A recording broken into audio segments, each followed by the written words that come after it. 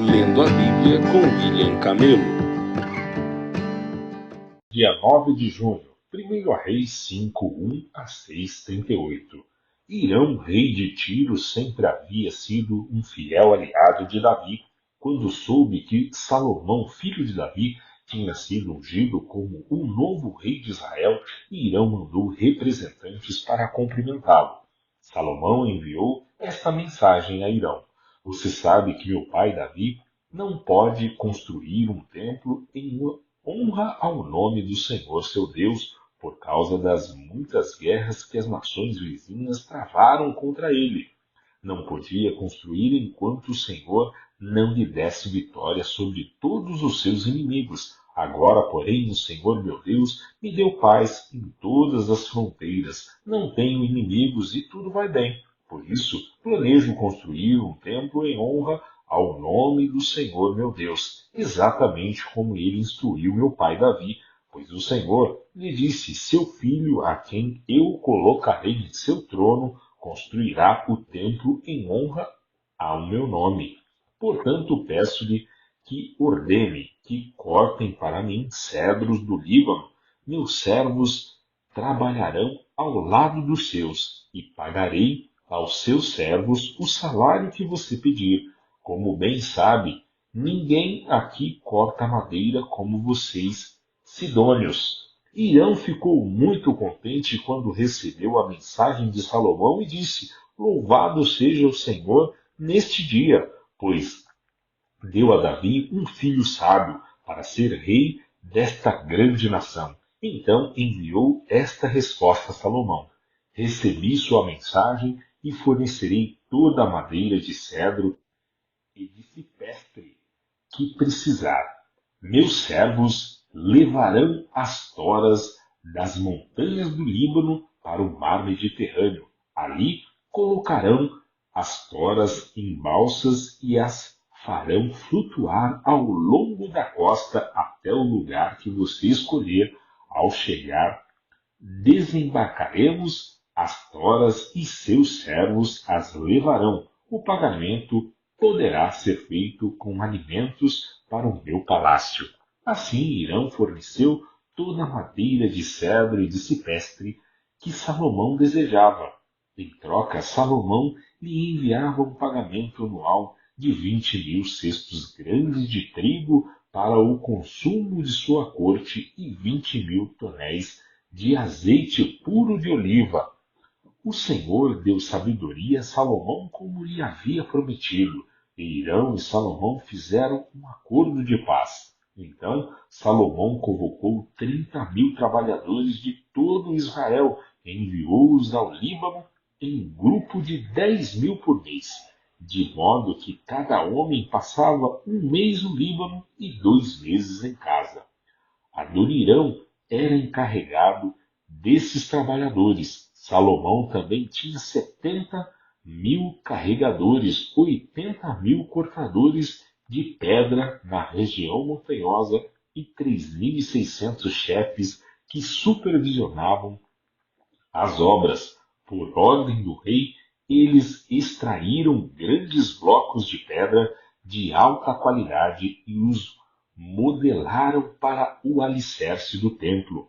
Homens da cidade de Gebal ajudaram os construtores de Salomão e Irão a prepararem a madeira e as pedras para o templo.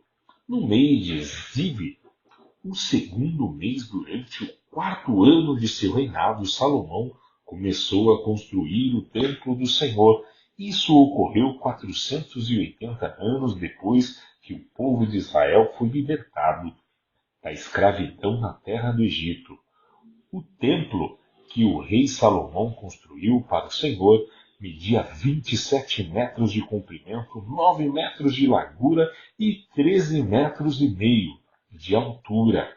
A sala de entrada da frente do templo media 9 metros de largura, a mesma largura do templo, e se projetava 4 metros e meio à frente do templo. Salomão também fez janelas com grades e molduras por todo o templo. Junto às paredes externas do edifício, nas laterais e nos fundos, ele construiu um anexo com salas. Esse anexo tinha 3 andares. O andar de baixo media 2,25 metros de largura. O segundo andar media 2,70 metros de largura. E o terceiro, 3,15 metros de largura.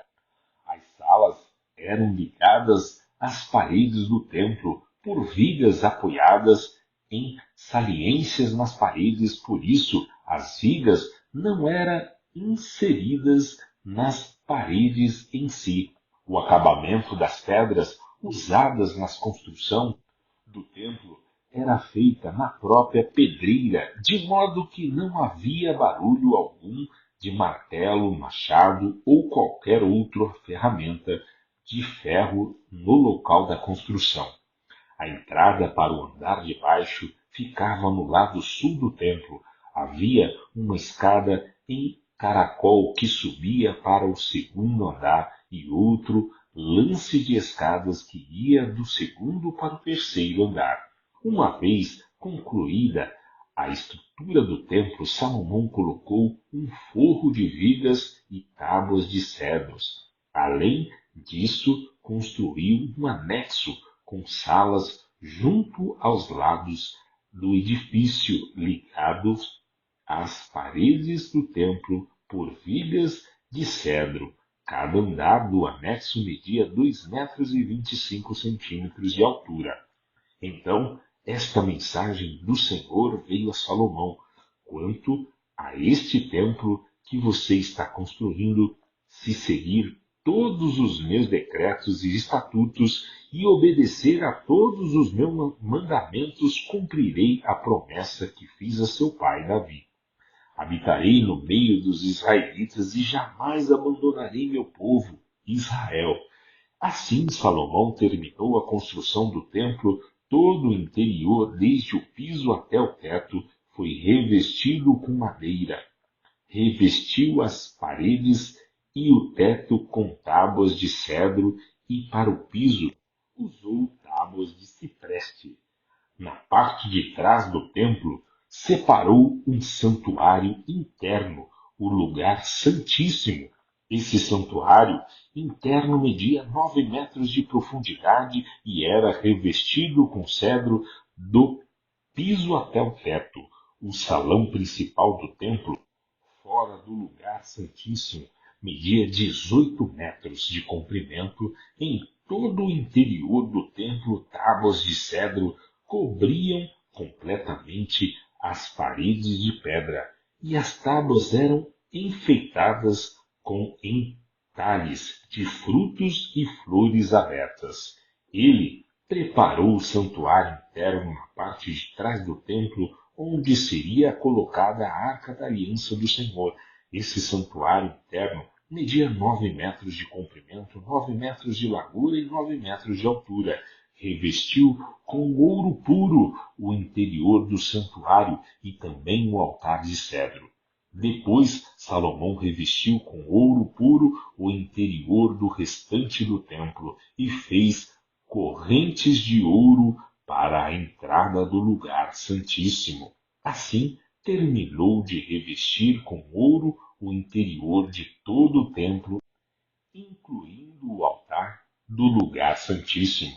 Fez 2 querubins de madeira de oliveira, cada um media 4,5 metros de altura, e os colocou no santuário interno. As asas abertas de cada querubim media de uma porta a outra 4,5 metros, e cada asa media 2,25 metros de comprimento. Os 2 querubins tinham a mesma forma e o mesmo tamanho, cada um media 4,5 metros de altura. Ele os colocou lado a lado no santuário interno do templo. Suas asas abertas iam de uma parede a outra, enquanto as asas internas se tocavam no meio da sala. Revestiu os 2 querubins com ouro, enfeitou todas as paredes do santuário interno e do salão principal com entalhes de querubins, palmeiras e flores abertas. Revestiu o piso do santuário e do salão com ouro. Para a entrada do santuário interno, fez portas de 2 folhas de madeira de oliveira e batentes de 5 lados. Essas portas de 2 folhas eram enfeitadas com entalhes de querubins, palmeiras e flores abertas. As portas, incluindo os enfeites de querubins e palmeiras, foram revestidas com ouro. Depois, para a entrada do templo, fez batentes de 4 lados de madeira de oliveira. Fez também 2 portas articuladas de cipreste, cada uma com dobradiças que permitiam dobrar uma folha sobre a outra. Essas portas eram enfeitadas com entalhes de querubins, palmeiras e flores abertas e eram completamente revestidas com ouro. As paredes do pátio interno foram construídas com uma camada de vigas de cedro entre cada 3 camadas de pedras cortadas. O alicerce do templo do Senhor foi lançado no mês de Ziv, durante o 4º ano do reinado de Salomão. A construção toda foi completada no 8º mês, no mês de Bu, durante o 11º ano de seu reinado. Portanto, a construção do templo levou 7 anos. Atos 7, 1 a 29. Então o sumo sacerdote lhe perguntou: estas acusações são verdadeiras? Estevão respondeu: irmãos e pais, ouçam-me. O Deus glorioso apareceu a nosso antepassado Abraão na Mesopotâmia, antes de ele se estabelecer em Harã. Ele disse: deixe sua terra natal e seus parentes e vá para a terra que eu lhe mostrarei. Então Abraão saiu da terra dos caldeus e morou em Harã, até seu pai morrer. Depois Deus o trouxe aqui para a terra onde vocês agora vivem. Mas Deus não lhe deu herança alguma aqui, nem mesmo o espaço de um pé. Contudo, prometeu que a terra toda pertenceria a Abraão e a seus descendentes, embora ele ainda não tivesse filhos. Disse-lhe também que seus descendentes viveriam numa terra estrangeira, onde seriam escravizados e oprimidos por 400 anos. Mas Deus disse: eu castigarei a nação que os escravizar, e por fim sairão dali e me adorarão neste lugar. Naquele tempo, Deus deu a Abraão a aliança da circuncisão. Assim, quando seu filho Isaque nasceu, ele o circuncidou no 8º dia. Essa prática continuou quando nasce Jacó, filho de Isaque, e quando nasceram os 12 filhos de Jacó, os patriarcas de Israel. Os patriarcas tiveram inveja de seu irmão José e o venderam como escravo para o Egito. Mas Deus estava com ele e o livrou de todas as suas dificuldades. Deus concedeu a José favor e sabedoria diante do faraó, rei do Egito, e o faraó o nomeou governador de todo o Egito e administrador de seu palácio. Então veio uma fome sobre o Egito e sobre Canaã. Houve grande aflição e nossos antepassados ficaram sem comida. Jacó soube que ainda havia cereal no Egito e enviou seus filhos, nossos antepassados, para comprarem alimento. Da segunda vez que foram, José revelou sua identidade a seus irmãos e os apresentou ao faraó. Depois José mandou trazer para o Egito seu pai Jacó e todos os seus parentes, 75 pessoas ao todo. Assim, Jacó foi para o Egito e ali morreu, bem como nossos antepassados. Seus corpos foram levados para Siquém e sepultados no túmulo que Abraão havia comprado por um certo preço dos filhos de Amor, aproximando-se o tempo em que Deus cumpriria sua promessa a Abraão. Nosso povo se multiplicou grandemente no Egito. Então subiu ao trono do Egito um novo rei, que nada sabia a respeito de José. Esse rei explorou e oprimiu nosso povo, forçando os pais a abandonarem seus filhos recém-nascidos para que morressem. Por essa época, nasceu Moisés, um bebê especial aos olhos de Deus. Seus pais cuidaram dele em casa por 3 meses. Quando tiverem de abandoná-lo, a filha do faraó adotou e o criou como seu próprio filho. Moisés foi educado em toda a sabedoria dos egípcios e era poderoso em palavras e ações. Certo dia, estando Moisés com 40 anos, resolveu visitar seus parentes, o povo de Israel. Ao ver um egípcio maltratando um israelita, defendeu o israelita e o vingou matando o egípcio.